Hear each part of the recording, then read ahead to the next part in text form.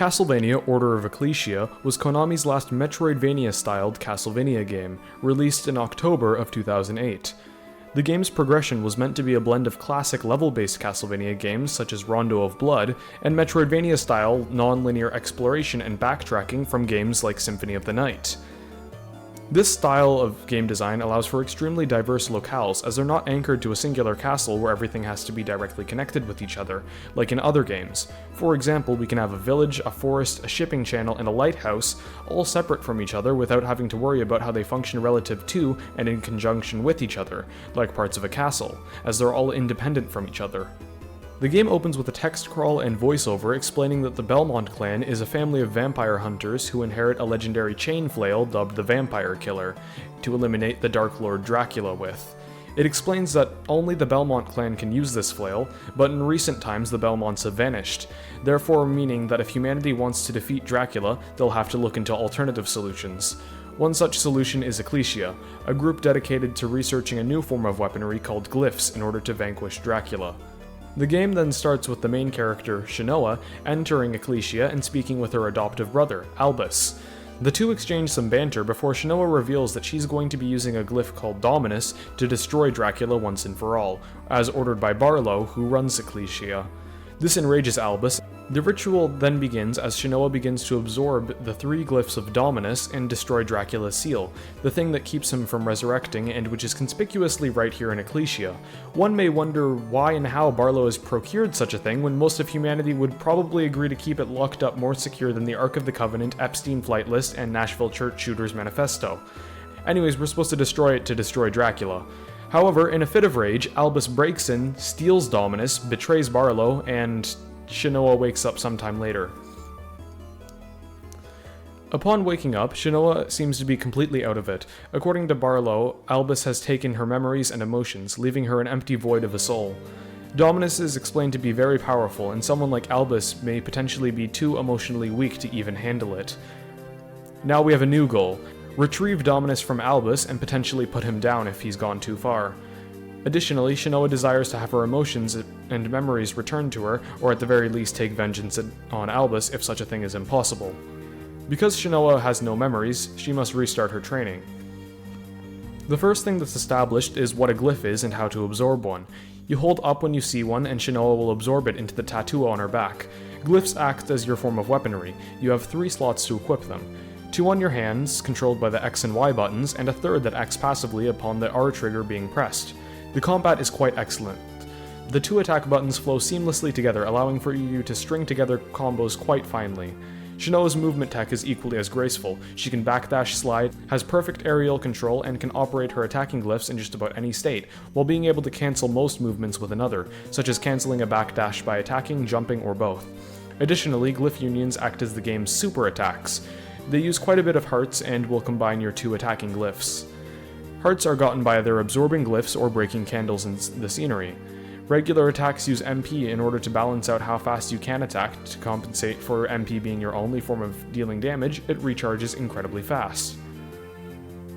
This makes combat incredibly fast-paced, fluid, and in my opinion, quite enjoyable. And personally, I quite enjoy running up to enemies and ripping them apart with a flurry of thrusts and slashes. The tutorial segment gives you a good opportunity to test it out, as glyph unions are wildly different based on what glyphs you have. The rapier glyph you're given has a union that strikes everything in a horizontal line multiple times. In conclusion, the tutorial is great, as it allows the player to introduce themselves to the movement and attacking quite finely. Also, the skeletons you fight don't deal much damage, meaning that a first-time player wouldn't be forced into immediately ending the encounter, and therefore can potentially play around with movement and attacking tech. With the tutorial finished, you can exit Ecclesia and enter the overworld map.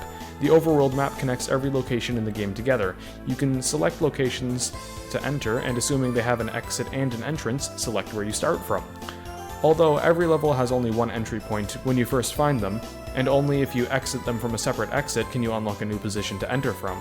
It would be interesting to see if some maps had alternative entrances which could allow for alternative exploration and routing during replays, and help make the maps feel more complete, as a lot of them are rather small when compared to individual areas from other Castlevania games with full castles.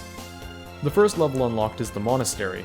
It's a rather simple introduction to the game with corridors, vertical platforming segments, some treasure sequestered off to the side, and an incredibly useless knife glyph. You'll find additional glyphs around the place from either killing enemies or breaking warrior statues. Glyphs can also be taken from enemies that utilize them for an attack. While they present a glyph to use, Shinoa can absorb them and cancel the attack, gain hearts, and gain a new glyph. You'll also find a tertiary glyph here, Magnes. Magnes allows you to gravitate towards magnets, orbit around them, and fling yourself forward. Something I'd like to also mention here at the start is the DS's top screen. By pressing select, you can switch between a map of everywhere you've explored, which is quite useful for navigation, direction, and exploration. And another screen depicting your level, equipped glyphs, current experience points, stats, stat increases, and data regarding the last enemy you've struck. All of this data is nice to have readily available to you, and the enemy data in specific is incredibly important for later on in the game, when proper type matchups become more and more strategically valuable. The first boss is at the end of the map. It's some form of human insect chimera called a Arthroverta. During the fight, you're confined to a small corner of the room. Arthroverta has long wind-ups between its attacks, and set attacks are rather telegraphed too. Because of this, you're given lots of opportunities to attack Arthroverta while dodging. You're given the perfect cooldown for recharging your MP as well.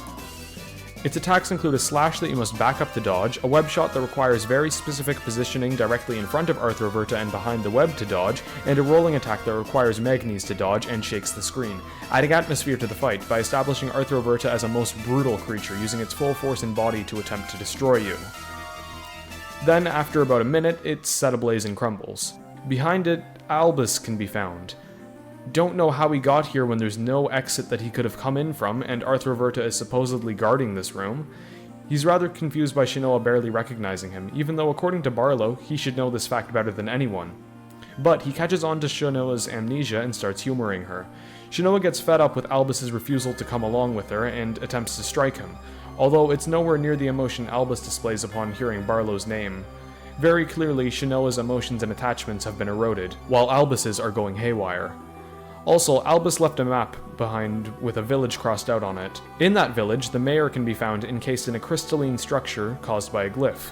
His name is Nikolai. Apparently, Albus has imprisoned him and 12 other villagers. He is also theorized to have fled to the prison island. Some flavor text is also given to establish it as a most dreadful location. The question of what he's even doing there and what he's doing with the village is also posed.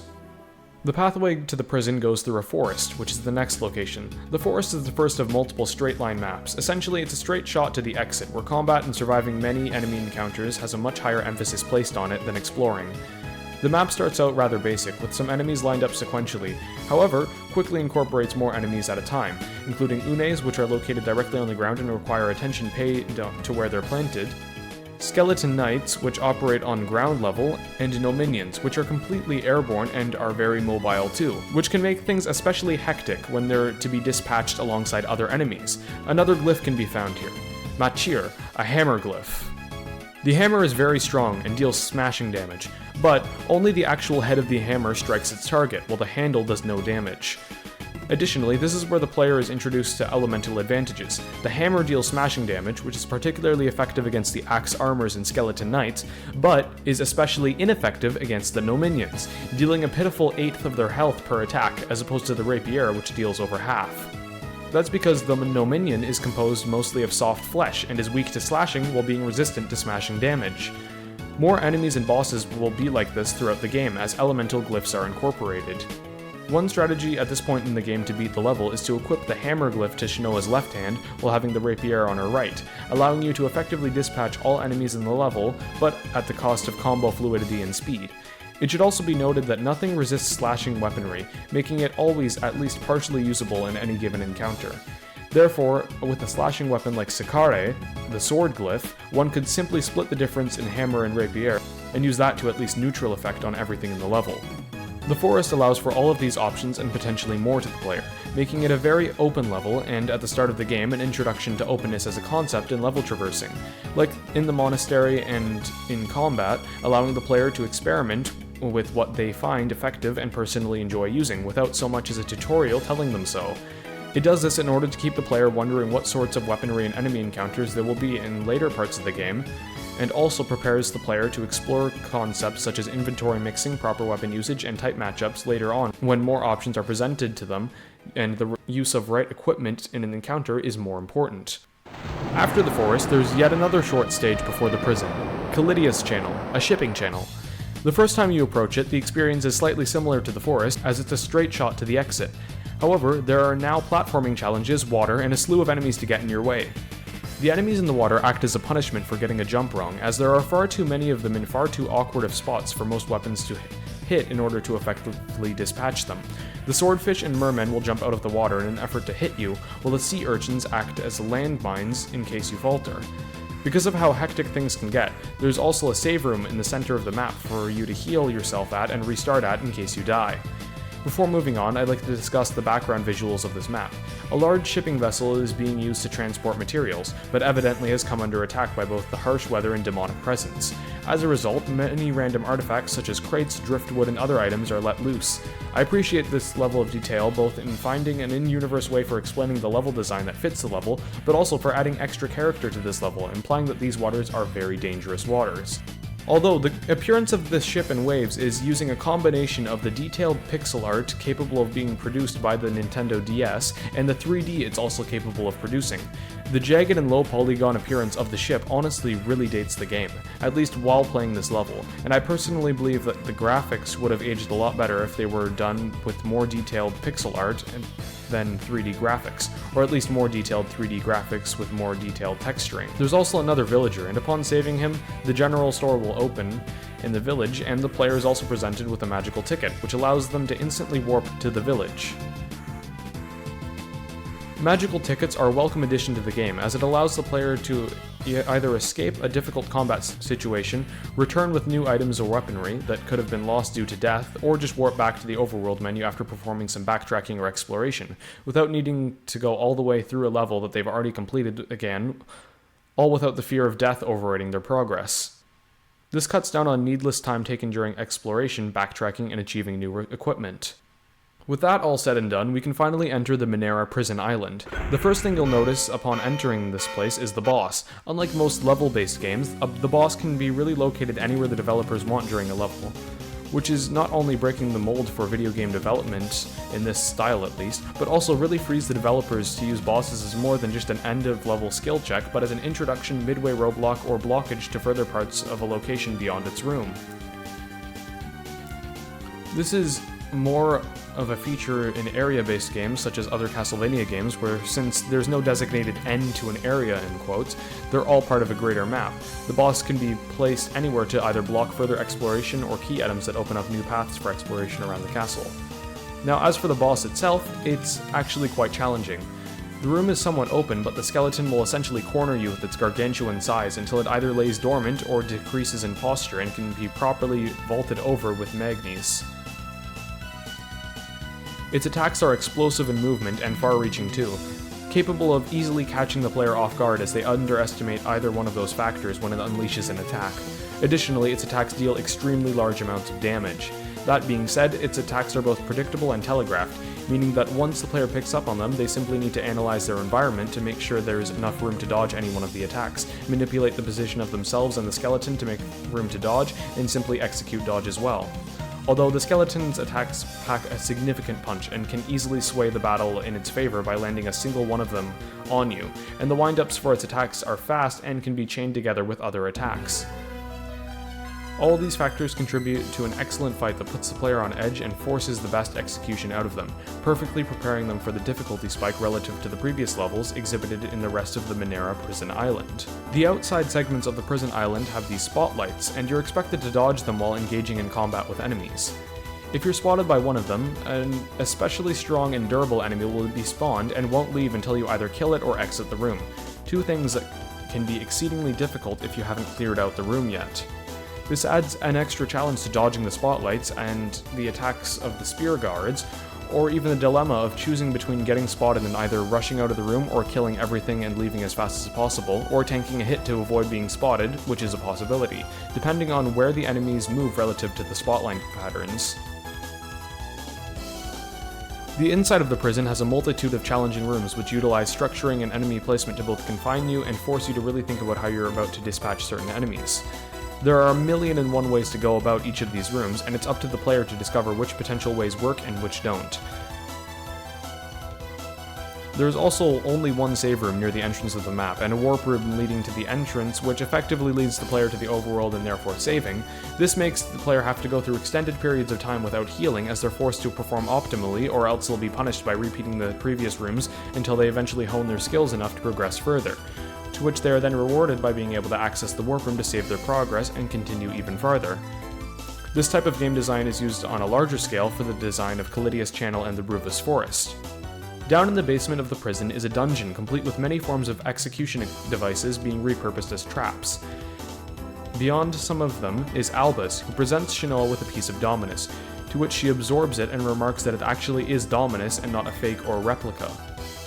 Albus then takes this as confirmation that Dominus's power is too grand to properly conceal the source of it, and most likely also impossible to replicate or otherwise fake. But what is that source? Well, Albus cares not to tell an empty vessel about his plans and theories, so he doesn't say. Very clearly he is plotting something for himself and will not be a part of Ecclesia in order to properly fulfill it. He then disappears without being apprehended. Shinoa also questions to herself how he could have had Dominus and presented it in such a way. She is the only human that she knows who can present glyphs without casting them, and the only other method of presenting Dominus is to be absorbed or casted in the game is Barlowe's books, which are conspicuously absent from this interaction. Dominus Hatred is a glyph that summons a pillar of light. It deals ridiculous damage at the cost of your own health. Its attack spread is also a bit weird, and as a result it's rather awkward to use to its full extent, and given the fact that you actually can kill yourself with it, it's rather useless. Beyond some traps is the village's healer, also encased in crystal. He exchanges some goofy dialogue with Shinoa and leaves. For some reason he also says, "Come to my establishment, if you dare." But he's the town healer and he runs a pharmacy, so what's the joke here? He's just a medical practitioner. Around the prison, there are several incredibly strong enemies that almost act as mini-bosses. There's Frankenstein's monster. This thing can really corner you and either force significant damage or force you out of the room. Its attacks all hit extremely hard, and its multi-hit attacks such as the flamethrower and electric zaps can do upwards of 90% of your health, if you're not too careful. The last room before the exit is outside, and as such contains a spotlight. However, upon being spotted here, the player is forced into combat against the Tin Man, which is not only faster than the player, but also at this point in the game is pretty much a machine of pure death, as you essentially have a 0% chance of winning against it, making the last room incredibly tough as you have to deal with airborne devils, spotlight, and what is potentially the hardest enemy in the game for a while. Having encounters with strong enemies like this is one potential way to increase difficulty in a stage, one of many that we've covered and will cover throughout the game. The incredibly strong encounters throughout the stage also add to the identity of the prison island, amongst other things that I've mentioned. Hello, this is Future Taylor here. I forgot to put this in the script, but also, right after you exit the prison island, you get the glyph sleeve, which gives you 2 other sleeves of sorts, which are 3 glyph slots, and you can switch between them to effectively change your glyph loadout during gameplay. Next up is the lighthouse, as it's unlocked immediately after exiting the prison island. The bulk of the lighthouse is, well, the lighthouse, the interior of it. It's a large vertical platforming segment with a twist, a boss fight to go alongside of it. Dracula is a gargantuan crab that will chase you up the entire lighthouse. Occasionally you'll reach ceilings, at which it will stop moving and begin to initiate attacks. The first of such attacks is a series of telegraphed claw swings where Dracula will attempt to target your position. This can be dodged by either baiting it to attack then either moving to the bottom left platform or to the right side. Then it will launch a series of bubbles, starting at one side of the lighthouse and with a blind spot at the opposite side. If you're hit by any of these bubbles, you'll be poisoned. Poisoning as a status condition is quite volatile, as it halves your strength and intelligence stats, meaning that both physical and elemental glyphs will deal half damage, which is incredibly damning during a boss fight. Upon being hit enough, it will grow enraged and begin to attack much more violently at the ceiling above you. At this point, you must bait its attacks to a specific point in the ceiling for it to break, so the entire thing collapses. Additionally, if the last claw smash does not break the ceiling, Dracula will sweep the bottom left platform, rendering it inoperable as a hiding spot during this attack. After breaking the ceiling, Dracula will revert back to normal and begin to chase the player. The hardest part of the Dracula fight is really the platforming, as messing up once can cause the crab to literally just kill you. Additionally, there's a part where you must use magnes to bait its attacks over some incredibly skimpy platforms. Dracula's attacks are all incredibly telegraphed, so you don't even need to memorize how to dodge its full pattern to effectively beat it, as there are only so many opportunities where it can really punish you for missing a dodge or improperly placing yourself. Atop the lighthouse is an elevator, where Shinoa delivers a one-liner on before absolutely demolishing Dracula and crushing him with the elevator. While I do find this scene aesthetically pleasing, or in other words, absolutely awesome, I must ask how this elevator even operates if it's on the same level in the foreground as all of these solid stone floors. In fact, one may ask how this entire lighthouse is even operable in the first place, considering one needs a pogo stick and a jackhammer to even traverse it. There aren't any winding stairs or doors in the background for normal humans to use this thing. No wonder it's unmanned. What I liked about Callidia's channel is that it had context for how this normal shipping channel became a platforming puzzle, or the prison using appropriate scenery as traps in a way that makes sense if demons overtook a prison. Execution tools as traps, spotlights used to call in security measures, and armored guards being stationed all over the exterior and around sensitive parts of the interior. But the lighthouse just doesn't make all that much sense. Anyways, atop the lighthouse is a light elemental glyph, which also appears to be powering the lights from the lighthouse, as removing it causes them to dim, which is a nice touch and excellent world building as it establishes how glyphs can be used outside of combat and how a world that has them can find ways to make scientific progress differently. This seems like a more than appropriate time to speak about elements. Essentially, elemental glyphs call forth an attack of that element. The lightning one summons lightning bolts, the light one sends light in a lighthouse pattern. That's all fine and well, nothing you wouldn't simply use against an enemy weak to it and stop thinking about. But that's when glyph unions come back in. When you have a weapon glyph and an elemental glyph, the union functions a lot differently. Instead of simply creating a puff of smoke like most glyph unions do once mixed, it creates an elemental weapon. A lightning spear, flame blade, ice blade, holy saber, dark scythe. Additionally, if you mix the right glyphs together, you can cause some pretty interesting reactions. Because elemental glyphs can be so powerful, it may be preferable to some to make a glyph sleeve entirely dedicated to this in order to assist with fighting bosses and particularly strong enemies. At the exit of the lighthouse, the Serpent's Scale can be found, which allows you to freely explore underwater areas. As a result of this, a new entrance location in the Callidia's channel becomes available. This start point is entirely underwater. Movement underwater is pretty different from movement on land. You can move around normally, albeit at a somewhat slower pace, and you can also jump indefinitely. Falling speed is also lowered, making underwater segments much more geared towards exploration rather than fast-paced movement. The combat underwater is also different to accommodate for your altered movement patterns. More emphasis is placed on slower moving enemies and enemies that float or reach high heights, such as decarabras or stacks of bone pillars. These dark octopi spew ink all over the floor level, and ordinarily such an attack would be impossible to dodge in cramped spaces, as the floor would just simply kill you. But in here, it's perfectly fine, as you can simply continue jumping over the ink until it's no longer dangerous and attack the dark octopi. And fighting against sea demons becomes a lot different than fighting the other demons at the prison island, since you can now jump up to them while they're floating around the place, significantly changing the approach in attacking and defending from them.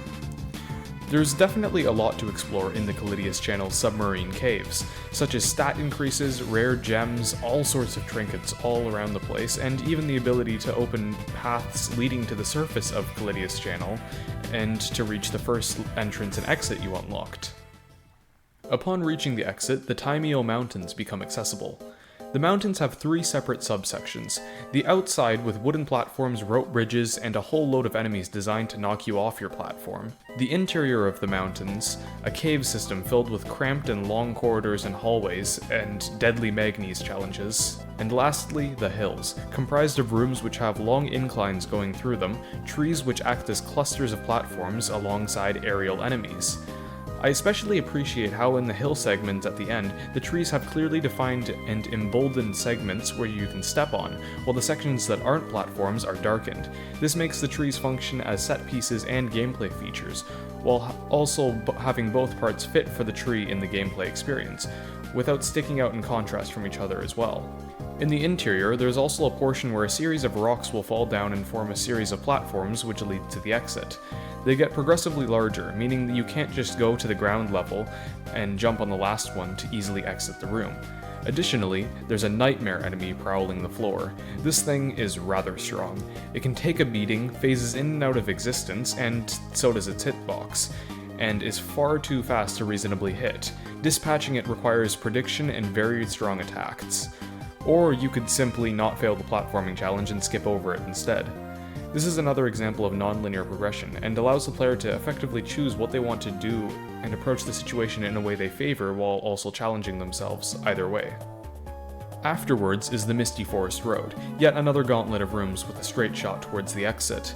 It also has a distinctive mist overlaying the foreground and background at all times. The enemies here are all uniquely difficult, and there are also some interesting new room designs for a gauntlet level. For example, there's this one room with a big dip in it, making it rather large, but instead of compensating for this by throwing in some black fomors, grave diggers, and butterflies all over the place to make it a large and expansive arena, there's just a couple airborne enemies and a werebat. I assure you this room is a lot more challenging in hard mode, where not only does every room get a unique overhaul, but also the butterfly enemies will poison you with their dust attack. More on hard mode later.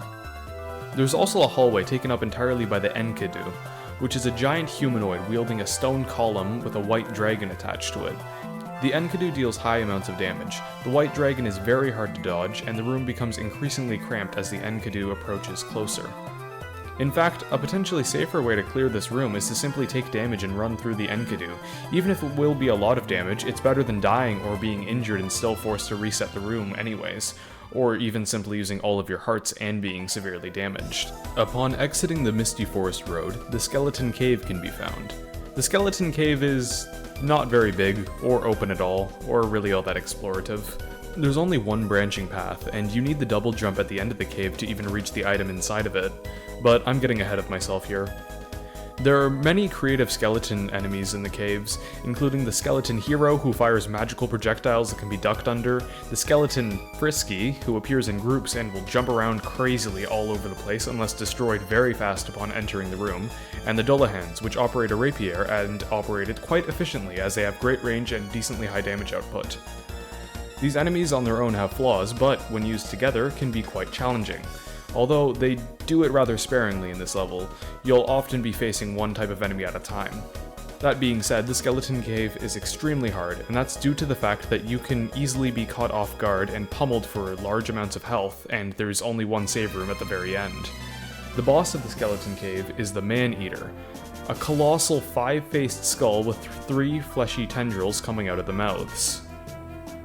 The flesh parts are neutral to smashing damage and weak to slashing, while the skull is the direct inverse. Additionally, weapons with an overhead swing have an advantage, as it makes it easier to hit both the flesh and bone in the same strike, almost doubling the damage output, or being capable of simply preposterous damage if the right targets are lined up. The Man-Eater has an extremely high amount of health relative to other bosses encountered so far to make up for this weakness, and its attacks can be hard to dodge too, given its gigantic hitbox. The skull will spew out bones that bounce about the arena, while the tentacles occasionally fire off magical blasts in whatever direction the tip of the tentacles are facing.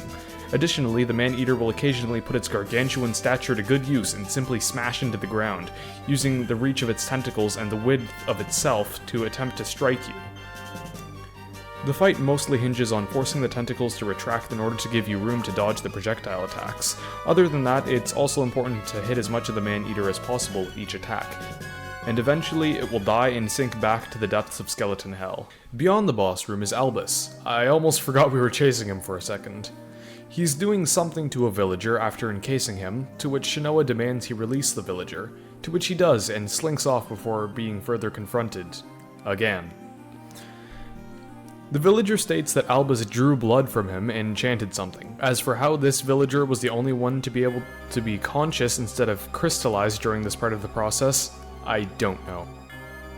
Perhaps it was because he was just released immediately after being put in, but it's never specified that being locked in a crystal would make you forget what happened just before it, similar to how people can't remember blacking out or what happened immediately before falling asleep. The writers could have had Shinoa confront Albus, rescue the villager, then say to herself something akin to, "He was drawing blood from that man, and what were those chants for?" implying that she saw it right before or while confronting him after he leaves. Although this would be somewhat coincidental, as it would mean Shinoa traveled all this way here exactly fast enough to be here during this moment, as opposed to before where she got there fast enough to be anywhere during the process of Albus encasing the man in crystal, doing the blood thing, then preparing to leave. Perhaps she could have simply saw him with a vial of blood on him, and heard him chanting something, since it wouldn't necessarily be that coincidental to hear him chanting, as he could have been doing so before, during, and after taking blood. Then, to confirm that the villager's blood was the one Albus had with them, Shinoa could mention something about how the villager has a symptom of blood loss, such as pale skin or a general lack of energy, in comparison to other villagers freed from the crystallization. Upon leaving the skeleton cave, there are several items that can now be accessed with your newly acquired double jump, establishing how double jump can and will be used in the future. Additionally, there are several rooms where dive kicking is the most efficient form of exiting the room, allowing for an introduction to an experimentation with dive kicking as a form of movement. At the village, Nikolai comes distraught to Shinoa, telling her that Albus has come back to the village and even taken a sample of several villagers' blood, sort of diminishing the need to establish that he was doing so back at the skeleton cave, although I suppose it would be a rather empty encounter with him without that. Shinoa then asks why Albus would need blood, to which she's ignored by Nikolai, who states that he may be residing in an abandoned mansion not too far away. This entire instance of dialogue is rather clunky, as the two people involved essentially ignore what the other has to say. It would be a bit better if Shinoa didn't ask why Albus would need blood, but rather thought of it to herself, as it would make it a lot less jarring for Nikolai to just completely ignore her question like that. Although looking back on it, it seems like the dialogue is partially out of place. It would make much more sense if Shinoa asks why Albus would need blood, Nikolai responds with what he said immediately before Shinoa asked, which is a question of if Albus is the legendary demon lord Dracula. It's almost like that one response was moved to a different point in the conversation at some point during development, with no heed given to how it would impact the exchange. Anyways, since our destination is the mansion, it appears on the map only colored out as we need to traverse the Somnus Reef before reaching it. This is a really good way of establishing our destination and what's between us and it, and I wish it was used when we were looking for the Minera prison island all the way at the start of the game. Somna Reef is another underwater level, with significantly stronger enemies such as the Decarabra, which takes pretty much nothing from physical attacks and slightly less of nothing from elemental attacks. It's also huge, can't be pushed back in any way, and will poison you if you come in contact with it. It's a very dangerous creature. Same with the Edimu. Although it can be at least meaningfully damaged by slashing attacks, and since it has multiple segments that take damage, you can potentially use your rapier glyph to deal insane amounts of damage to it at once, as the Union will bore through all of the segments. The level itself may look partially similar to Calidia's channel, but it's very different from a game design perspective. For starters, everything here is a lot stronger. Second, the level is designed much less around underwater exploration, but rather underwater combat, with rooms designed to accommodate for much larger amounts of combat. There are much larger rooms with cramped segments in them where you're expected to engage different enemies around the entire room. This means that within these giant rooms, you're not expected to explore, but rather engage different enemy formations throughout the room until you reach the end. In the middle of the level is the boss, Rusalka. Rusalka is roughly the same size as Shinoa and can chase you down a little faster than you can run. Essentially, this fight combines aspects of quick and precise dodging from someone with roughly equivocal physical capabilities with you and a proper perception of one's surroundings. One of her attacks is to call forth several stone stakes from the ceiling, which will cause them to land on the ground. They can be destroyed or used as platforms. Additionally, they can be used as cover for when Rusalka unleashes her wave crash attack. The wave will hit everything except what's under the stakes for massive amounts of damage. This means it's extremely important to try and maintain at least one of the stakes and be near it around the time she uses the wave crash. While doing so, you must also be very conscious about Rusalka's other attacks, using quick and fast-paced attacks and movement in order to properly avoid her attacks and punish them accordingly. Rusalka's regular attack is her hair whip and wave, which aren't too telegraphed or wound up, but rather timed and based on your positioning, meaning you'll have to be particularly careful and quick in movement while attacking her, rewarding premonition and timing a bit more than reaction time, as her basic attacks are very hard to detect by simply reacting as they happen. Outside of the Somnus Reef is the Giant's Dwelling, the mansion where Albus is meant to be staying. This place has a lot of large rooms completely filled with tons of enemies. Some of these enemies, like the cursed divas and ectoplasms, can curse you, which will completely drain your MP until it wears off, rendering you unable to attack with anything but glyph unions. This combined with large amounts of enemies that require elemental attacks, enemies that are just plainly strong, and enemies that can chase you down with flight, makes the rooms in the Giant's Dwelling very hard at times. Precise platforming, complete aerial control, effective type matching against enemies, and fast-paced execution are very much required in order to effectively traverse the Giant's Dwelling, as it's a hectic and brutal level. The map itself has some room for exploration too, whether it's grabbing Vol Sakare, finding a villager, or just looking for items. The boss here is the Goliath, a humongous humanoid shackled to the floor. He opens the fight by awakening, shattering his bonds, and shaking the entire mansion with a stomp. This establishes three things: the Goliath is gigantic, it's ridiculously powerful, and it's going to put its all into killing you. This is further proven by its attacks. It uses its full force to deliver these attacks, such as smashing the ground, breaking the ceiling, leaping forward, stomping the hell out of everything in front of its path, and just pummeling Shinoa as she fails to properly avoid it. All of its attacks are decently telegraphed, or they lead into each other. Some may have some form of wind-up, warning, or simply have the Goliath positioned in a way that make it capable of being dodged whenever it attacks. This makes it very reliant on skill to dodge its attacks, much like Rusalka. The Stomp makes use of pattern recognition in order to determine where to crouch in order to dodge it. The Ceiling Crash forces you to use quick wit and reaction time in order to quickly determine where and how to dodge. The wound-up punch is often used in conjunction with the end of the Ceiling Crash, and therefore forces the player to act fast and put distance between themselves and the Goliath. I could go on, but I think these attacks are especially important to point out, as all of them force distance between the player and the Goliath, as opposed to Rusalka's fight where most of her attacks can be dodged into attacking her again.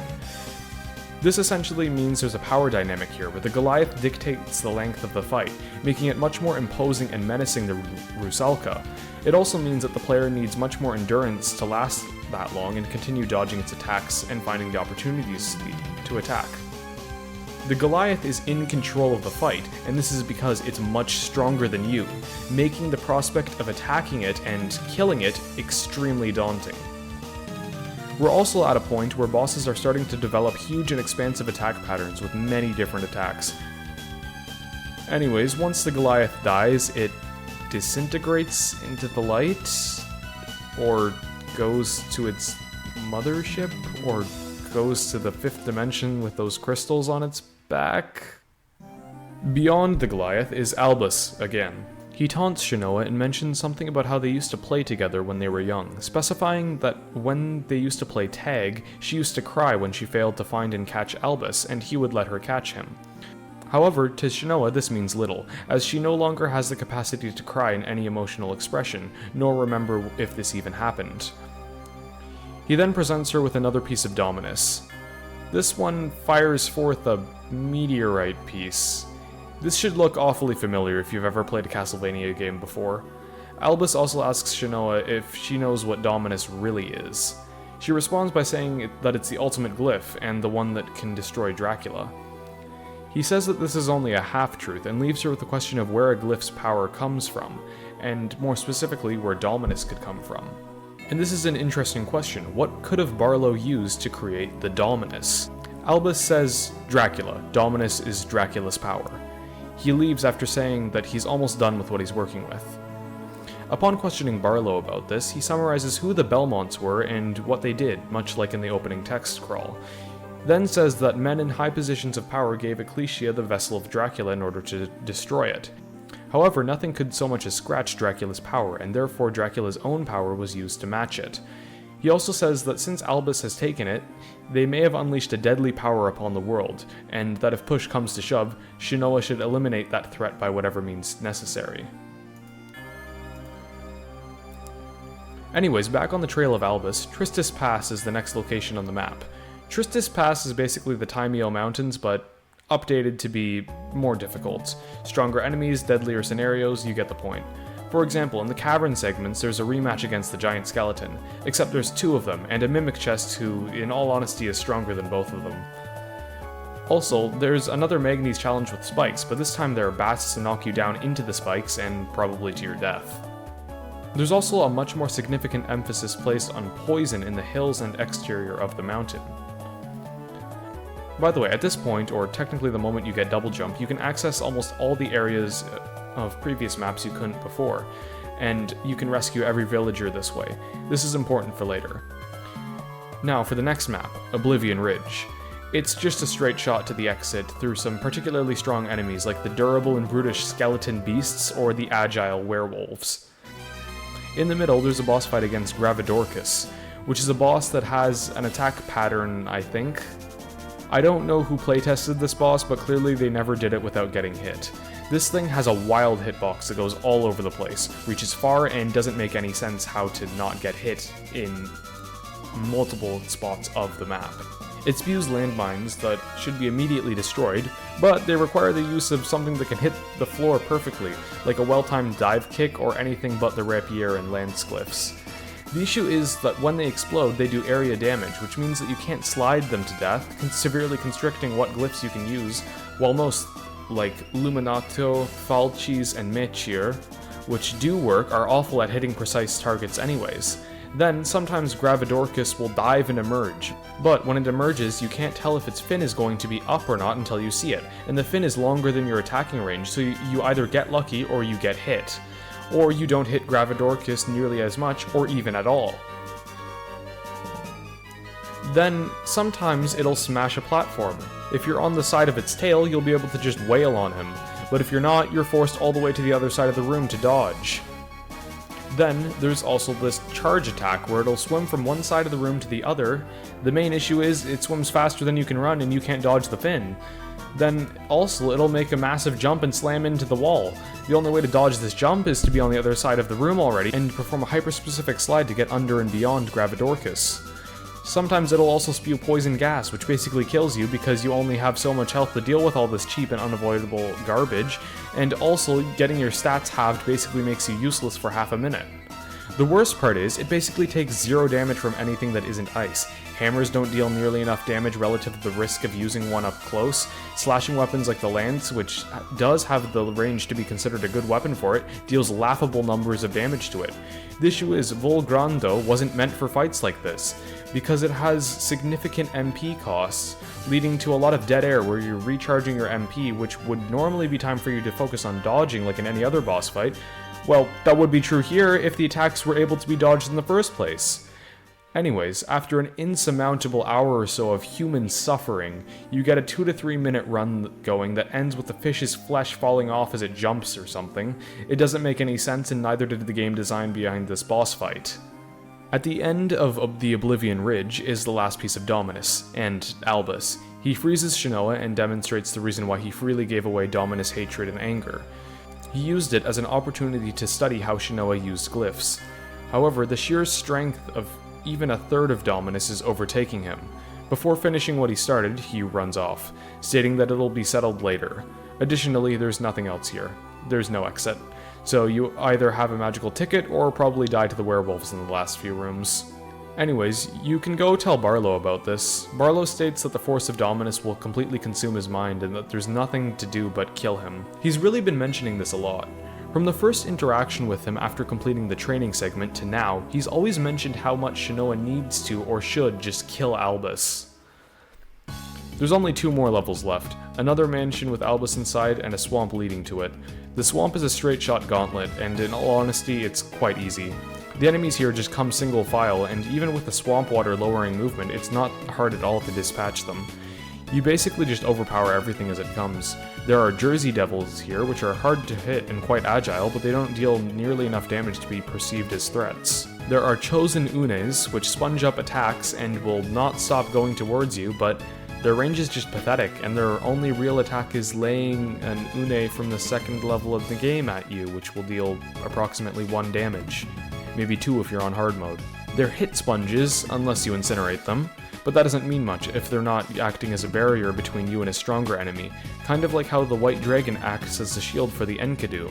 That's how this level design should have been handled. There are Owl Knights, and they have the defense and attacking prowess to be threatening, but they're very slow in attacking.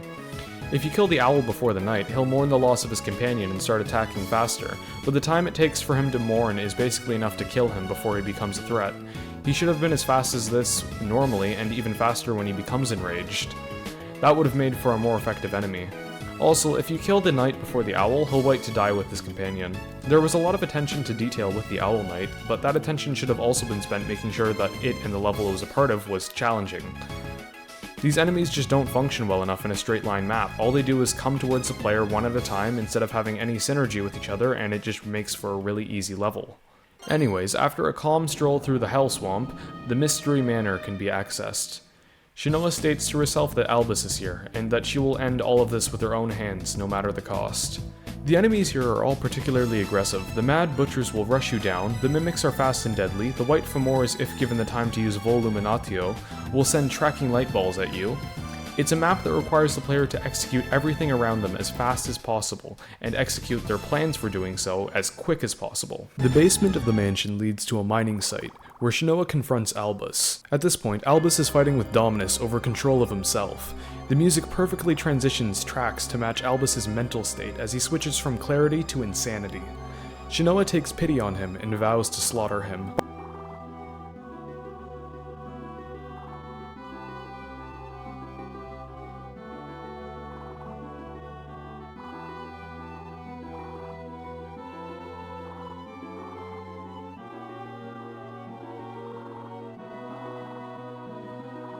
Finally, the fight against Albus starts.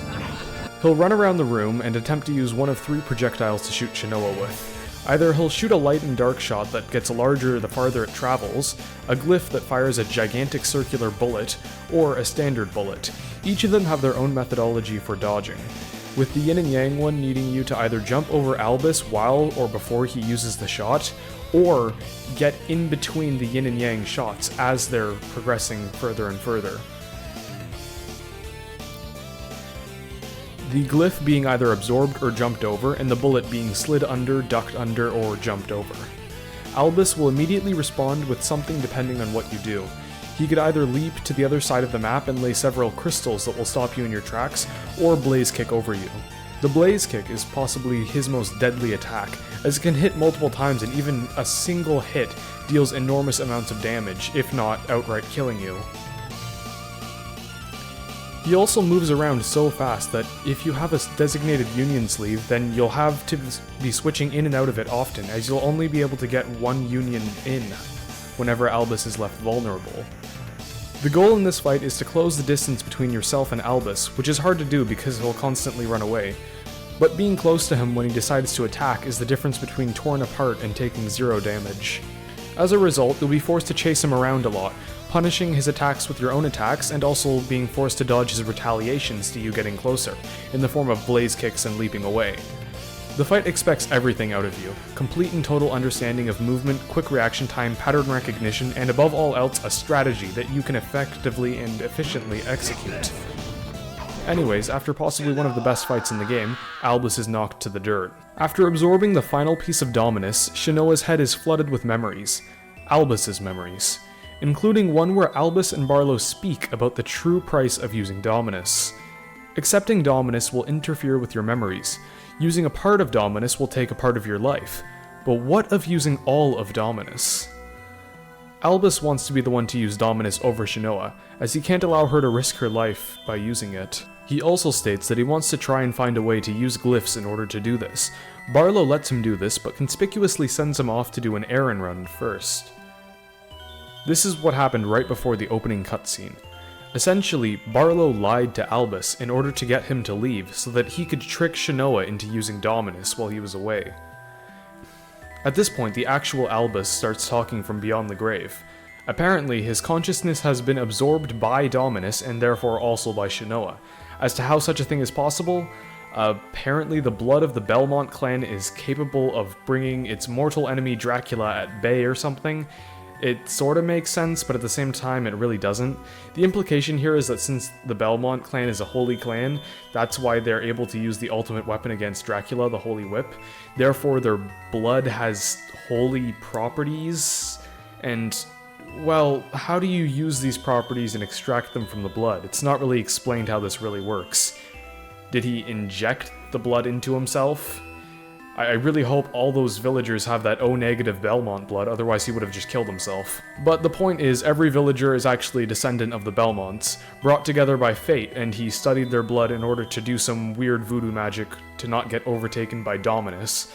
But the point is, every villager is actually a descendant of the Belmonts, brought together by fate, and Albus studied their blood in order to do some weird science magic to it to not get overtaken by Dominus, because the blood of the Holy Vampire Hunting Clan may be able to bring the power of Dracula to its knees. However, he couldn't control it enough, and the most he was able to keep was his consciousness as he was absorbed by it. He also says that part of it was because the villager's power was coursing through Shinoa somehow, and that's what tethered him to her after she absorbed Dominus. I get that they have to find some way to explain why finding all 13 villagers is the reason why you can get this over the bad ending, but this is just a bit nonsensical.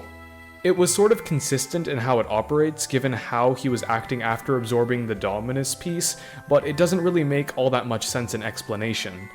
Albus then asks Shinoa to promise him never to use Dominus, as the price would be her life.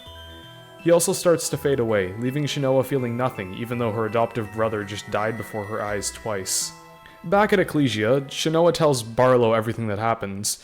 Barlowe, completely oblivious to the fact that Albus told Shinoa everything, has her go through with the ceremony to the Forbidden Room. The scene then fades to black and re-emerges in the same room we entered.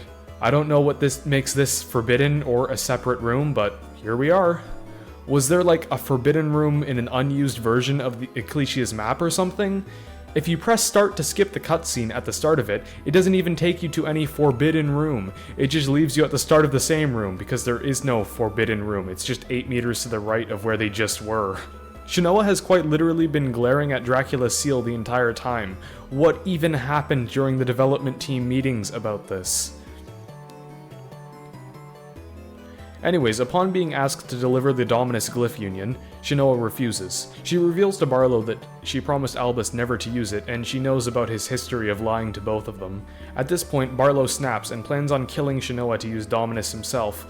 Before talking about the fight, I'd like to quickly mention that if you don't have every villager saved and you kill Albus, Shinoa will simply lament to herself about how Albus was corrupted by Dominus, absorb the glyph, take it to Barlowe, and kill herself with it. Barlowe says that the wishes of mankind will come true, you'll be shown the room of every villager you didn't save, and the game will cut to a game over screen.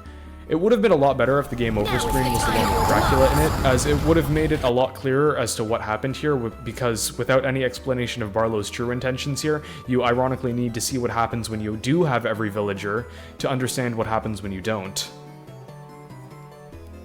Also, I like how it shows you the rooms of every villager, but not the map location, because this way it shows you which areas you need to explore more and just tells you to simply explore more. Each of Barlowe's attacks are very hard to dodge and use some form of magic. There's Globus, which uses a glyph to launch 2 bouncing balls around the room, which can be jumped over, slid under, or just absorbed before being sent out. He may also turn several books into fireballs and launch them towards you. These need to be dodged by any combination of sliding, backdashing, jumping, dive kicking, depending on where the book is originated from and the angle it's taken towards Shinoa. Another attack he has is to freeze over the floor. This can be dodged with a precise jump or double jump, or you could simply dive kick Barlowe multiple times. The method of dodging you use may be subject to change depending on where Barlowe is when he initiates the attack.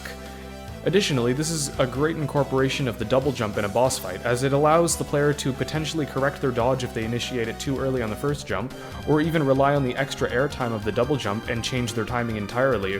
Barlowe will occasionally encase himself in lightning and bounce against the walls while laughing maniacally, requiring precise jumping and astute observation of his current positioning and his trajectory, which also requires insane reaction time. His final and most potent attack is to constantly dash and punch Shinoa, fading out and teleporting back to somewhere level with Shinoa's current Y-axis position. And it's very easy to get stuck in a combo if he hits you just once and you lose your timing, so perfect dodging and reaction speed is at its utmost importance. All of Barlowe's attacks are designed to test your movement capabilities and push them to their limits, along with his foreswings and backswings to each of them, giving you the opportunity to fire back at him a bit if you're capable of recognizing and capitalizing off of them, as they happen very quickly, then responding by attacking him. This fight perfectly utilizes the combat mechanics of the game, and as such, I consider it a great fight. As Barlowe dies, he laments to himself how close he was to destroying the seal of Dracula's soul. The point of Dominus was never to destroy Dracula's soul, but rather undo the seal on it and release him once more. He says that this is mankind's singular wish, and he knows this because Dracula is born of the darkness within man's heart. This could actually be an interesting topic to explore, as there are a lot of reasons for even a good man to wish evil from the depths of his heart. For example, someone tempered in despair, forced by everyone around them to suffer in a cruel world of torture and death, may wish deep down that all around them would simply die for their transgressions. Anyone who's trespassed against another may be subject to similar wrathful thoughts in the deepest part of their victims' minds. The world is full of cruelty and atrocities, and perhaps the way we think of those we punish for cruelty and the agonizing hatred they feel towards their punishers gives way to this hatred amongst humanity, this hatred that summons the Prince of Darkness. Cruel as it is, it's the way of the world, and the way of humanity. Therefore, perhaps this darkness and despair having to exist is the reason why Dracula must also exist. Additionally, there are some out there who feel as if they need something to fight against, even if there's nothing there, so they crusade and they crusade, looking and looking for some kind of antagonistic force to which they can slay. Although, when no such thing exists, they create one, creating it out of the wish for some kind of darkness or evil to exist in this world to fight against. They wish for strife within people's lives from the depth of their heart, so that they can see themselves as the hero as they slay it. Perhaps mankind unknowingly creates evil within itself, while also demanding evil to fight against, and therefore creates its own evil in multiple ways. Within the context of Castlevania, this evil manifests itself as Lord Dracula, meaning that Dracula does indeed manifest out of a desire from man for evil. Anyways, with that philosophy lesson out of the way, I'd like to quickly mention that most of this is not explored with the game's dialogue, which is sad because such a thing is extremely interesting and has a lot of substance. All Barlowe mentions is that Dracula returns time and time again regardless of defeat, and that he simply knows mankind desires him. Shinoa also dismisses this as Dominus driving another victim to the brink of sanity, which is true, as humanity may unknowingly desire chaos and evil to fight against, or get retribution for, and may need some form of strife to make life what it is, but they do not need Dracula, even if he's the culmination of strife, hatred, and evil. Discussing this also causes Dracula's soul vessel to do a thing which causes it to emanate some evil gas that takes over Barlowe, who then uses it to sacrifice his soul and release Dracula. If you're wondering how this works when it was supposed to be Dominus that does this, I don't know either. Okay, maybe with Dracula's power in general it could happen, but how did it even get out of the seal? Shinoa also just doesn't even try to stop this. Perhaps she could have tried to catch up with him once she realized what he was doing, then when it was already too late, stab him with the rapier glyph and have the seal explode, as he's summoning Dracula with his power. This would make it so Shinoa isn't simply sitting idle as the most evil force known to humanity is unleashed upon the world, with the only thing that can stop it, the Belmont clan, being completely absent for another 100 or so years. Now, having Dracula's power emanate from Dracula's vessel could maybe make a little more sense if it was actually contained in a super secret, isolated, locked down room, like a quote forbidden room that doesn't exist. Shinoa then remarks to herself about how she's lost everything: her past, her emotions, her family, and even her supposed purpose in life. She really has lost all that makes one existent. Life is considered meaningless from an objective perspective, outside of procreation to continue it. But then again, that sparks the question of what the purpose of continuing is if being never meant anything in the first place. But that's because life's meaning is not objective, but rather subjective to the self. Life is what you make of it, essentially. Shinoa literally has nothing at this point, no meaning or anything in her life. Her life is as empty as she is. This is why Shinoa braves the castle, knowing that it's all folly, but knowing that she has nothing else to do with herself, and the hope of victory over Dracula would be enough to give her life some form of purpose. Also, for some reason the music cuts in immediately after this realization on her end, severely harming the tone of such a moment. In my opinion, the music should stay silent until you leave Ecclesia. Anyways, we're given a rather iconic shot of Shinoa entering the castle, with her vowing to end this once and for all, saying, "I am the morning sun, come to vanquish this horrible night," both in reference to what's literally about to happen and Castlevania 2: Simon's Quest. The atmosphere is tense and foreboding, with nothing but ambience being heard until you finally enter the castle. This is when an empty tone plays, and it's absolutely amazing. This one track is easily the best in the entire soundtrack, and portrays excellently the exploration and fast-paced adventuring and combat that this game is built off of. The castle at this point is a traditional Castlevania castle. It's gigantic, expansive, filled with secrets and loot stowed away, and has a diverse range of enemies, regions, and bosses. It's also rather non-linear, as after the second boss, you're free to traverse the castle in any way you like in order to reach the end. The entrance has some hallways filled with enemies and some hectic platforming areas filled with enemies of all sorts, with some secrets stashed away. It's a very good introduction to the castle, and also a helpful reminder in the difficulty to come. It's very easy to get overwhelmed here, and have most of your health stripped away. Just about everything here can take a severe beating, and does not skimp out on damage either. Beyond the entrance is the library. It has some similar room structure at the start, but quickly develops its own unique identity. The enemies in the vertical rooms are much more geared to chasing you around through them, such as the Draculina, the Peeping Eye, which will fly around as you attempt to platform, making it somewhat challenging to balance platforming, attacking, and dodging at the same time, especially if you don't have an overhead glyph which can hit enemies in the air. In the long hallways and corridors, tin men appear, and they are pretty much as dangerous as they were all the way back in the 4th level.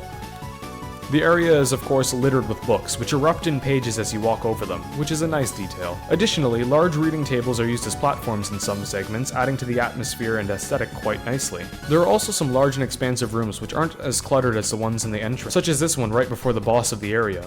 The first boss fight then starts against Wallman. How this works is simple. He'll start by chucking some Bomberman-style bombs, then he'll use a glyph to phase into a wall, then he'll come out, heal his whole health bar's worth of damage, or drop a super potion if you hit him, and repeat the process. He'll heal himself indefinitely, and has the max amount of health possible, so you're not killing him. How you actually kill him is by observing which of the 3 platforms is safe during a bombing, stepping on it, and absorbing the glyph, therefore causing Wallman to stop phasing through the wall and instead become one with it, killing him. This is also a really easy fight to complete hitless, which I did on my second attempt after I died without saving on the first. It's a rather rudimentary and simple fight, which in all honesty should have been placed before Albus and Barlowe to build the player's ability to quickly think when glyphs are presented to them, because absorbing Acrobatus and Globus from the 2 of them is actually a lot harder than fighting Wallman. After beating him, you're given parries, which allows you to phase through marked walls. This opens up progression all the way from the entrance to the next part of the castle. However, the path triverges to the kitchen, the Forsaken Cloister, which can only be slightly explored at this point, and has a statue of Cerberus in the center of it. A bit beyond Wallman is the kitchen. In it is Dextro Custos, the right head of Cerberus. Shinoa comments to herself about how it appears to be resonating with something, and that there could be more glyphs like it. Back at the entrance, progression opens up to the next area, the Underground Labyrinth. This place is dangerous. The enemies here are all very strong and can deal high amounts of damage, as well as being difficult to dodge. That being said, there are vantage points all over the place which allow you to engage the enemy and retreat back to them if dodging is particularly hard. Although it's very hard to do any meaningful damage from these vantage points, meaning that they can pretty much only be used defensively. Additionally, there is only one save point in the middle of the place. These enemies also have synergy together.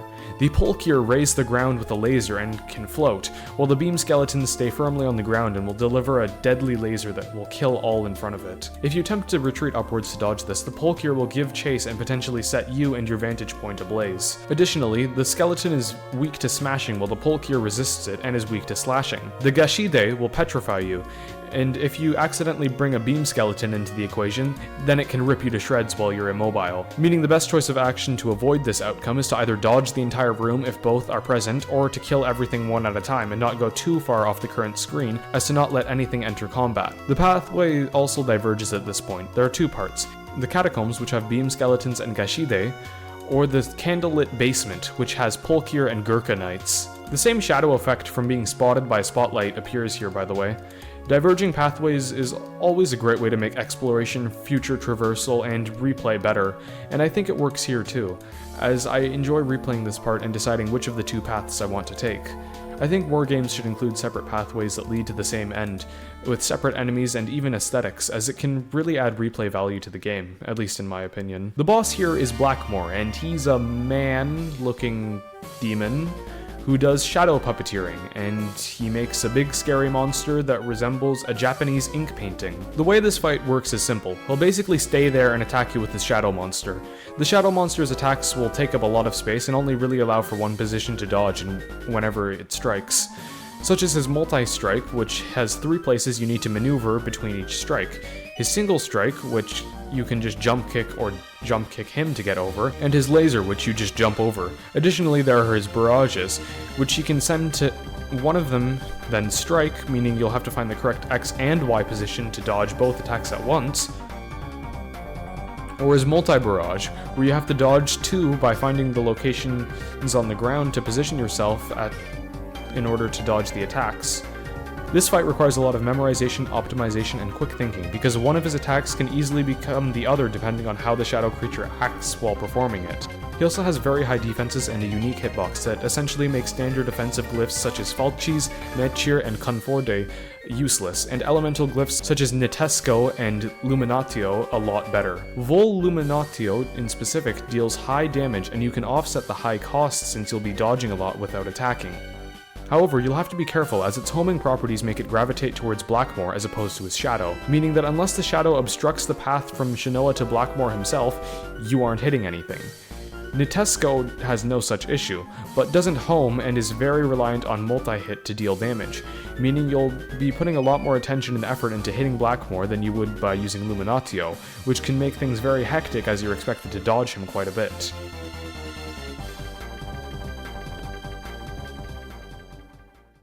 After Blackmore is the rest of the underground labyrinth. The first thing beyond him is a secret opened up by destroying the floor. In that secret is a super potion and another secret, a Parry's Wall. That leads to a luck enhancing glyph and another secret Parry's Wall. This leads to a secret exit of Dracula's castle and Rapidus Fio, a movement speed enhancing glyph. This glyph is just amazing. It makes you fast, it makes you feel on top of the world as you blitz through literally everything, and that's it. It's just the best. That being said, it doesn't necessarily increase your combat potency versus most enemies, especially bigger ones, meaning that you'll still have to do actual fighting normally most of the time, but it makes backtracking and exploration a lot faster and a lot easier.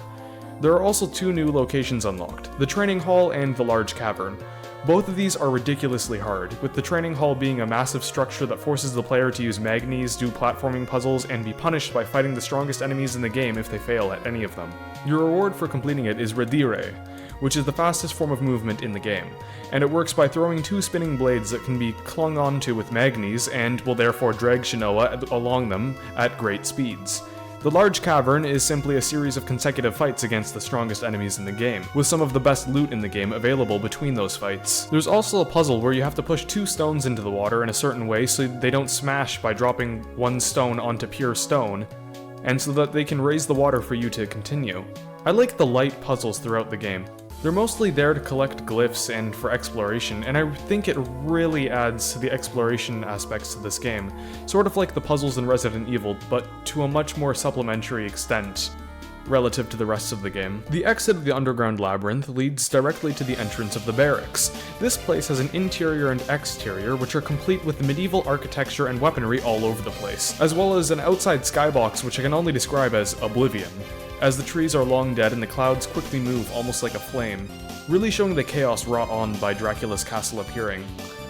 Additionally, just about every enemy here is armed and specialized with some form of weaponry, really selling that this is a barracks where weapons are stored and trained with. The items that can be found here also heavily relate to the area being a barracks, as Milio Hasta, the superior lance glyph, can be found here alongside with several pieces of Valkyrie armor, which are some of the strongest armor in the game, and also increase your combat potency. The enemies here are also very tough, The lizards have a huge overhead swing to their attacks, on top of dealing ludicrous amounts of damage.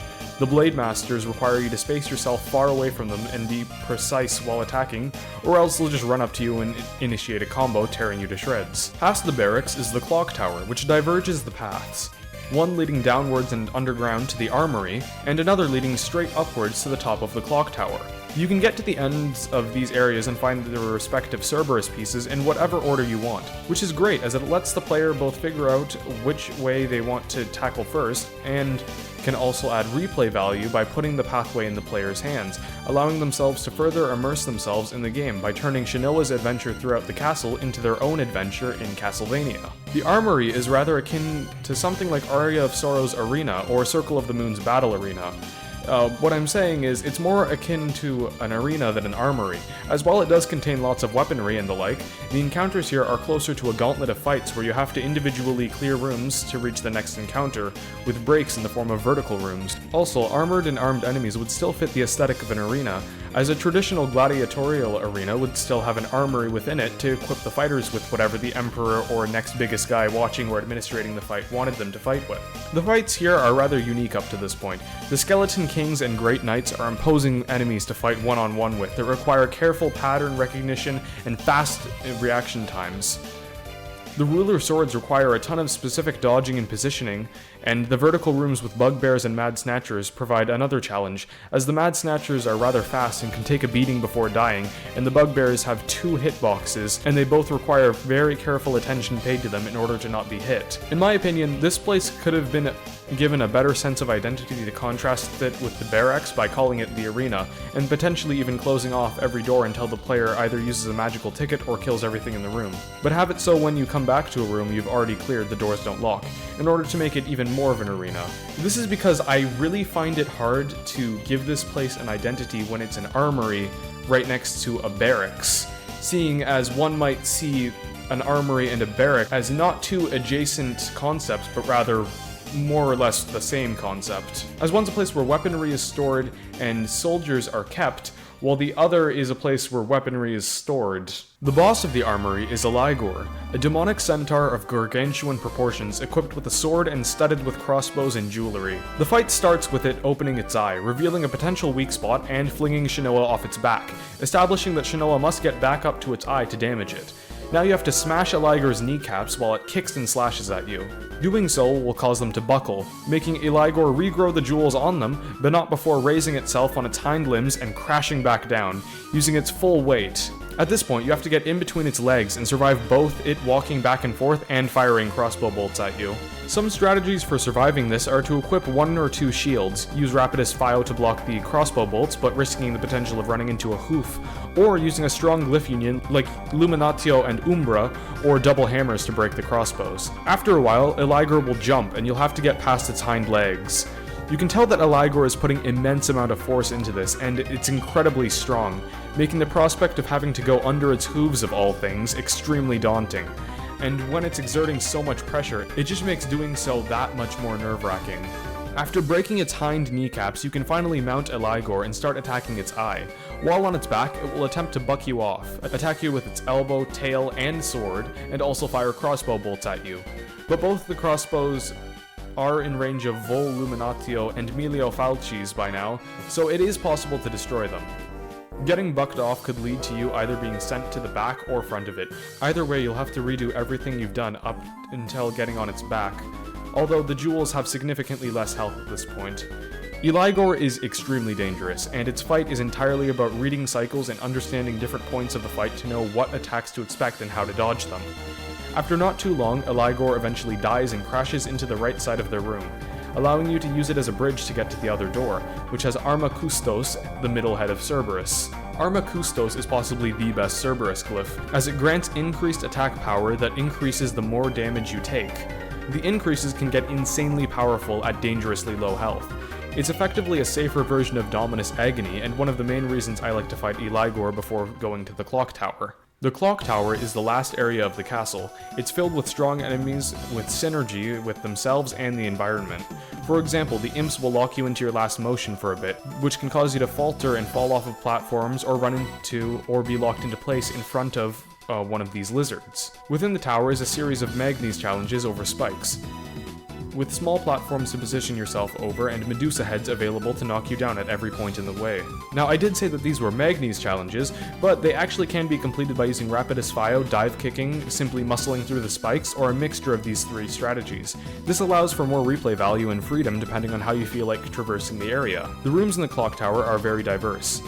There are these large and expansive rooms meant for confrontation with enemies bolstered by Medusa heads, hallways, vertical rooms, and other large rooms with Magnes puzzles. It also reconnects with the Forsaken Cloister, and as such the library, close to the entrance of the castle, also making the entire castle connect with each other like a large circuit. There's also a secret with a death ring in it. There are tarot card themed rings throughout the game that grant stat increases similar to the tarot card's meaning and origin. The death ring drastically increases all of your attacking stats, but makes it so you die if you get hit once. The ultimate in risk and reward. But honestly, rather broken if you just equip the Death Ring, Dominus Agony, and start spamming Melio Falcis plus Nitesco Glyph Union on any boss, as it will shred them within seconds. The final two areas of the game really challenge the player based on two key aspects: platforming and maneuverability in the clock tower, and pure combat in the armory. This acts as a final check of sorts to see if the player is ready to reach the final area and the final boss fight against Dracula, as that boss fight will test both of these to their utmost. Before that, however, there's a fight against Death.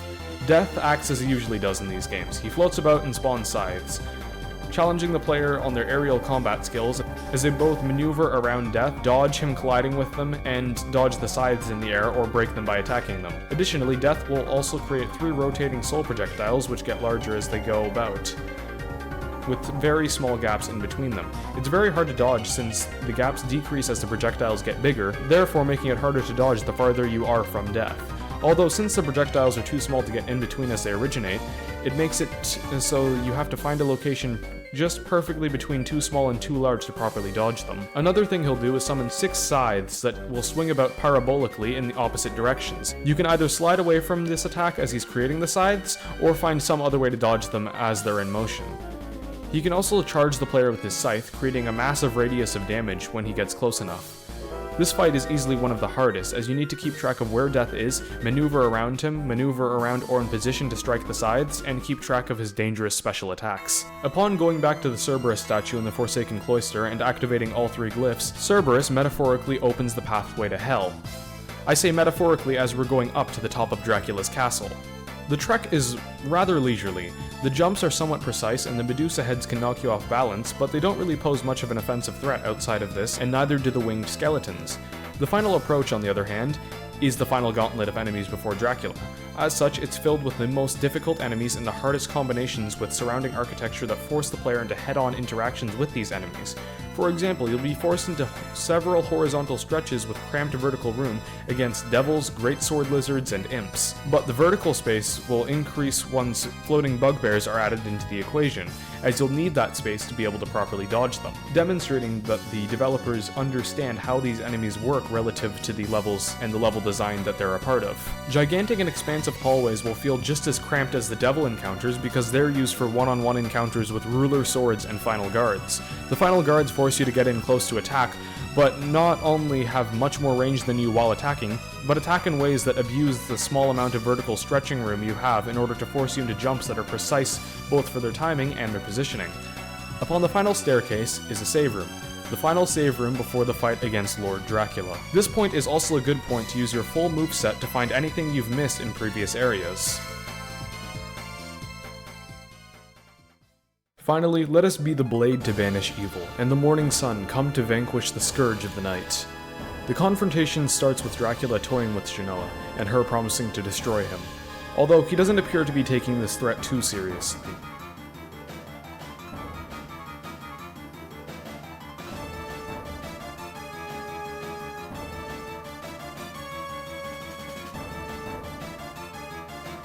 The start of the fight uses both platforming and combat mechanics, as you're expected to dodge the meteors by jumping over and sliding under them, and either destroy his fireballs by perfectly attacking them, or precisely jump kicking over them. Although I'd like to mention that Desmume does not properly emulate the graphical lighting effects here, It also did similar things during the attack animations in Chrono Trigger. On actual hardware, it renders perfectly. This is a fault within my emulator entirely, and is unrelated to the quality of this game, but rather the emulator attempting to perfectly emulate the experience of playing a game on authentic hardware. I'd like to just quickly mention this, as Dracula's teleporting animation is severely bugged on Desmume. Dracula's attack pattern is rather simple to memorize, and very apt in theory to dodge, although slipping up punishes the player severely, and dodging is still no easy feat, as the attacks have clearly defined pathways to staving off of, but require intensely fast execution based on your positioning relative to Dracula, and what animations you're in. You're given many ways to dodge these attacks too, such as using Velodicus, complete aerial maneuvering, or a mostly grounded approach.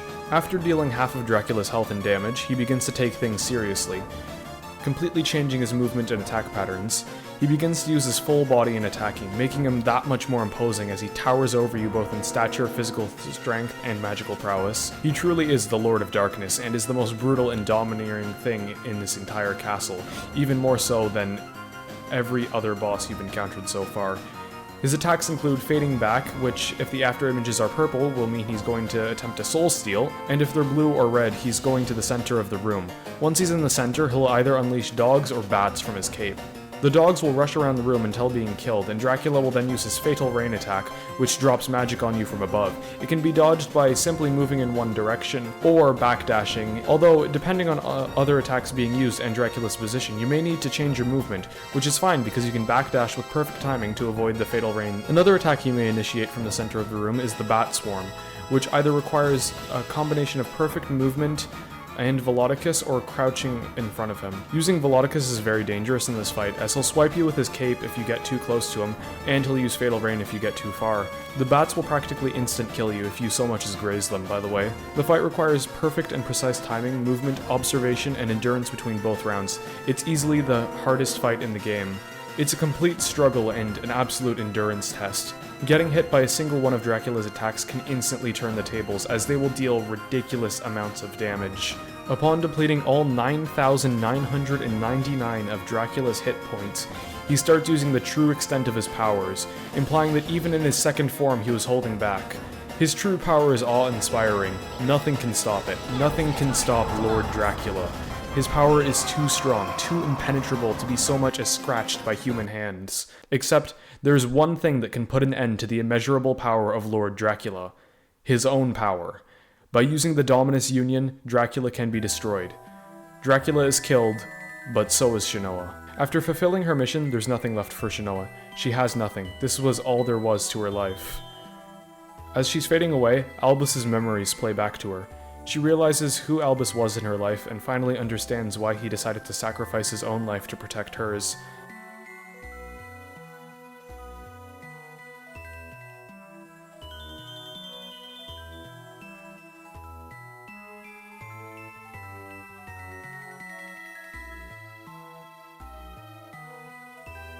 Upon this realization, she begins to cry. Albus's soul then reappears. Shinoa reawakens in the castle. Since Albus left previously, he decided to look through Dominus to see if he could find and return Shinoa's memories and emotions to her, which he did after she used it to vanquish Dracula. She appears to remember who Albus was, what he was like, and what her life was like previously. She's regained her memories.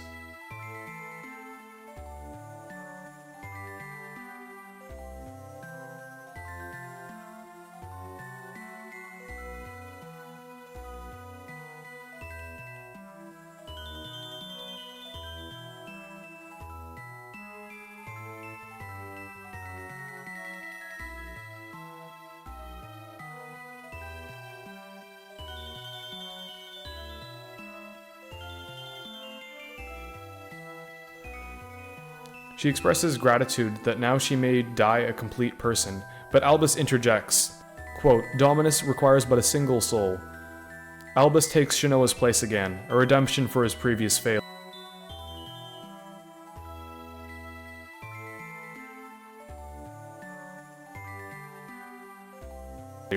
Shinoa laments that she hasn't so much as repaid him for anything he's done for her. All Albus asks for as payment is a smile. With that, he fades into the ether, leaving Shinoa distraught with grief as the castle crumbles around her. The last shot of the game is Shinoa leaving as the castle collapses in the distance. Shinoa vanishes, leaving not a trace of herself, Ecclesia, what she did, or what happened. To the rest of humanity, nothing happened anyways. It's a rather bleak and empty ending with a hint of hope in it, that in my opinion the bleak and emptiness could have been further emphasized by Shinoa dying, as her life was equally as empty and devoid of purpose as the ending and consequences of this game after defeating Dracula. Because what really is she without her family, purpose, memories, or emotions? But I admittedly respect the artistic vision of having it play out this way, and it still works in my opinion, as her existence is made a whole lot less pointless upon having her memories and emotions returned. There's now the opportunity for her to pursue a new meaning and find a new life for herself. And that was Castlevania Order of Ecclesia. This is easily my favorite Castlevania game, and that's mostly to do with the gameplay, as I adore the complexity and room for strategy in the fights, from the attributes of each glyph, glyph unions, elemental weaknesses and resistances, as well as just the speed you can execute things in, especially with the glyph combos you can unleash. Out of the other Castlevania games, this one places the highest emphasis on elemental weaknesses, and it makes the combat mechanics a lot deeper as a result, which I greatly appreciate. This isn't a game where you can simply choose the weapon with the biggest number and smash through everything. You have to think about what you're doing, your enemies, their positioning, and their weaknesses. This makes the game very challenging, but fair, as the player can learn more about their enemies' attack patterns, room layouts, and weaknesses, and apply their moveset and attack set accordingly. Nothing is out of your control, and as a result, death is only ever your fault, making the game's difficulty fair. The fast pace of the movement and combat mechanics especially give this game an identity separate from the other Castlevania games. I also enjoy these mechanics quite a bit, as movement is fluid, attacking is fluid, and it's rather exhilarating to attack and dodge attacks.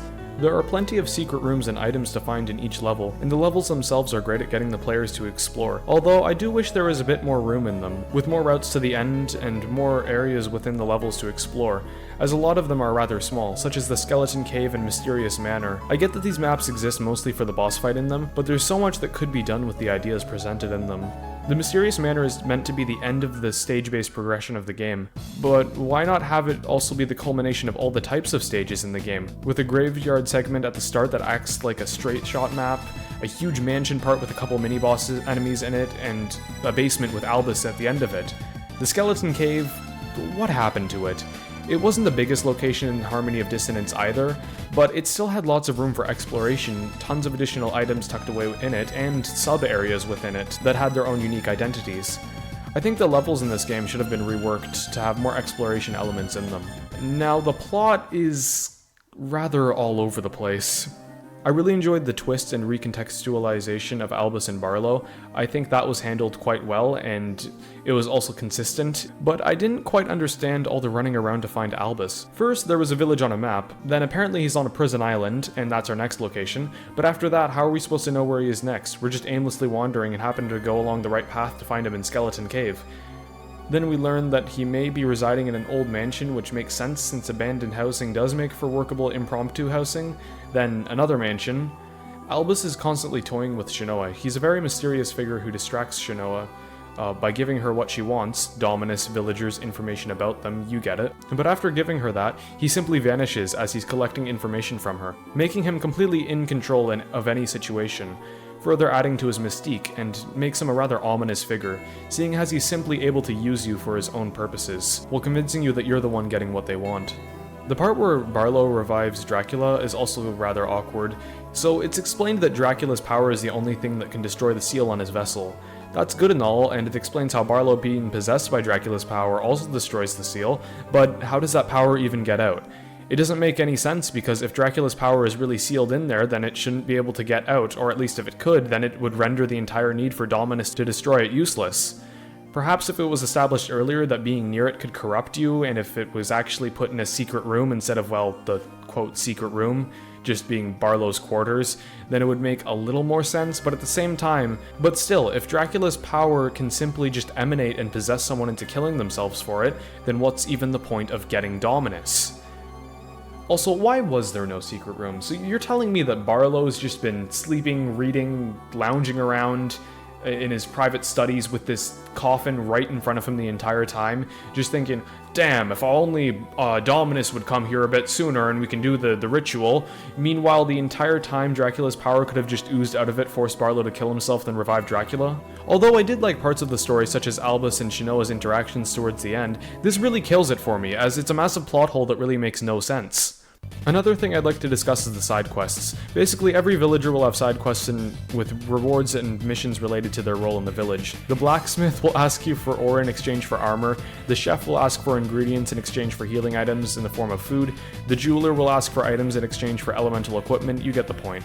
You don't actually get the equipment, but rather it's unlocked in the shop. This is helpful for the chef and cleric's healing items, as those are items you would typically want more of instead of one instance of, and it also makes sense in the game's universe too, as people wouldn't simply request items from you for the simple purpose of making stuff to give to you, as they need to make a living too. Unless you're living under an anarchist economic policy where apparently people will pointlessly give each other things in exchange for nothing because the useful who have things to offer will always serve the useless who have nothing of value or something.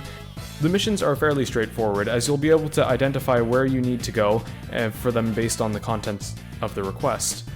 They also heavily encourage people to explore the stages in order to find new things, including the objective of the side quests. That being said, these missions are almost entirely for new players or hard mode players, as in most replays you'll know where to explore or if you want to explore certain levels, as well as having the skill to not necessarily need the equipment or healing items provided to you by the side quests. Something I've also noticed about the levels is that they can be completed within 30 minutes to an hour, give or take deaths, which happens to be a time frame safe enough for long rides as a passenger in any form of transportation, whether that be work or school, which makes the game rather apt for use as a handheld game. With someone on, say, a bus, train, boat, or any other form of transportation able to maybe play a level or two on their way to and from that destination, or doing the same while on break, making this game excellent for those who want to play something on a handheld on the go, which is what handhelds were primarily marketed for and created for during the 2000s and 2010s, where PC gaming was young and mobile gaming was in its primeval state, with games such as Angry Birds or Cut the Rope over modern mobile games,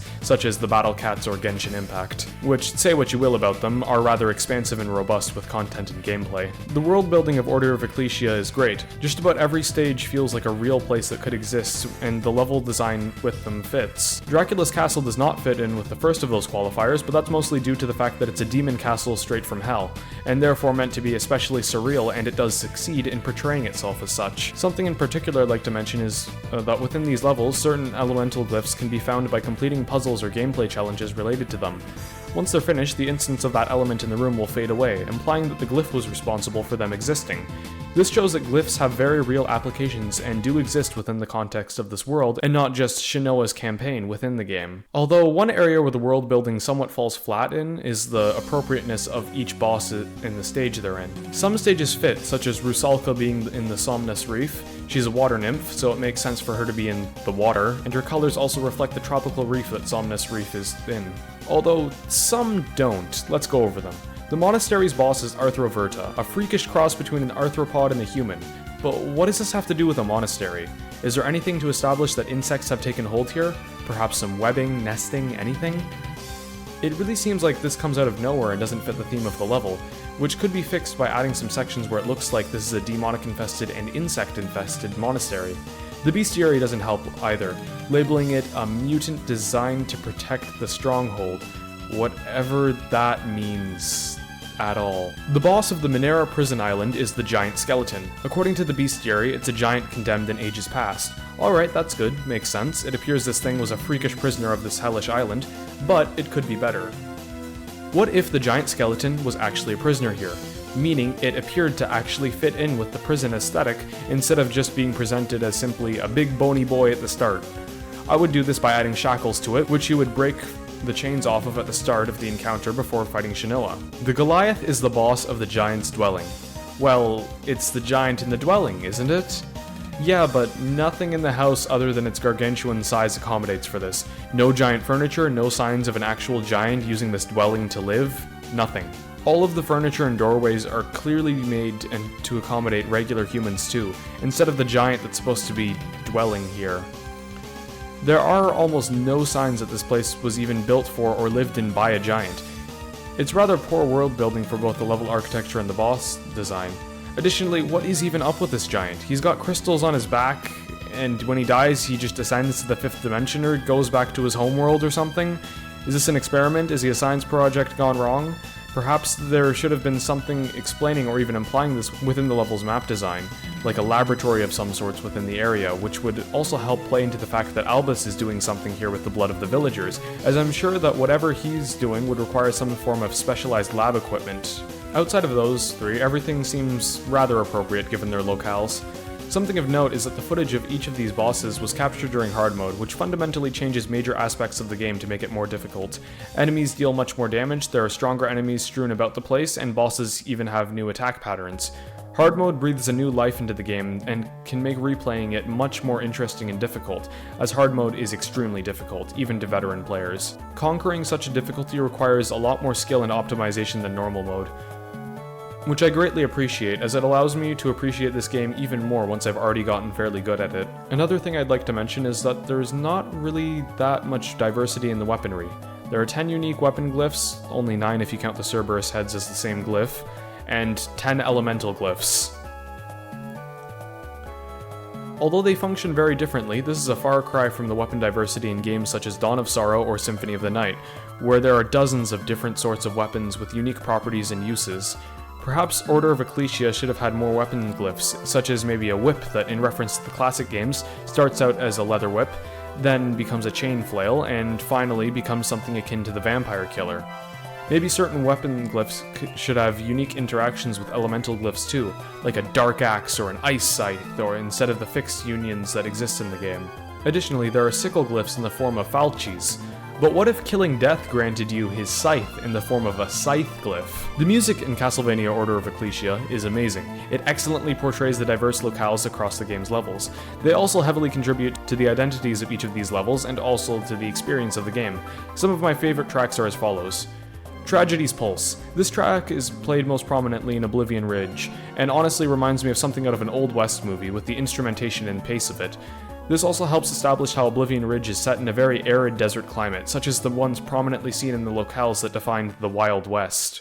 Dissonant Courage, the second boss theme. This theme plays during some of the most imposing and intimidating boss fights, such as the giant skeleton and Goliath. It starts out with a suspenseful alteration of 2 notes, akin to the classic theme of Jaws, which communicates impending danger to the utmost level of threat in the form of the boss. It's almost saying that we're as defenseless as the boss is bloodthirsty. The rest of the theme is also quite good, as it expresses the fast-paced and grand nature of this game's combat and gothic and rather detailed art direction. The next track I'd like to talk about is An Empty Tome, as it's essentially this game's premiere song. It's amazing, it excellently portrays the game's fast pace and exploration and fills me with a sense of wonder as I take my first steps in and begin to explore the gigantic fortress that is Dracula's castle, slaughtering all that stands in my way and trying to feel my way around. A lot of the other tracks in the game either do their job well or just aren't too special outside of that, like Tristis Pass and Somnus Reef's tracks, which are just kind of there. They portray their locale well, but they're not so good that I would consider listening to them in my spare time. However, of course, that much is subject to change over time. The last thing I'd like to discuss before making my closing statements are some minor programming issues that I picked up and would like to discuss. The first thing is that if you skip a cutscene that involves Shinoa moving, you won't skip to the end, but rather will stay where you are and the end of the cutscene will start.